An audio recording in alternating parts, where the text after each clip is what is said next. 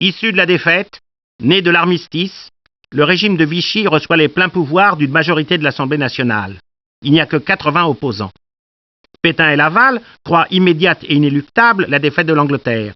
Ils choisissent la collaboration avec l'Allemagne pour instituer un ordre nouveau, conforme au goût du vainqueur, qui était en partie les leurs, et ainsi acquérir ses bonnes grâces avant la conclusion de la paix. Cette erreur de diagnostic conduit le régime à collaborer toujours plus, et avec cœur, puisque l'Allemagne combat le bolchevisme. Il persécute aussi les juifs et les francs-maçons, les républicains et les parlementaires, également haïs, les communistes et les institutions, responsables, selon ce régime, du désordre moral. Vichy institue la Révolution nationale, sorte de régime corporatiste et moralisateur, dont la devise est « Travail, famille, patrie ».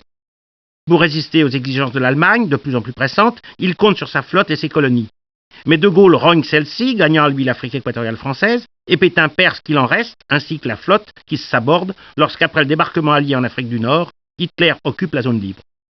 Les dernières forces du régime, qui se fascisent avec Darnan à la tête de la milice, servent à réprimer la résistance qui s'est développée dans les maquis depuis la promulgation du STO et le départ forcé des travailleurs en Allemagne.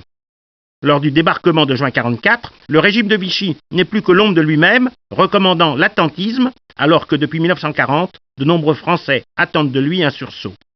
Pétain finit prisonnier.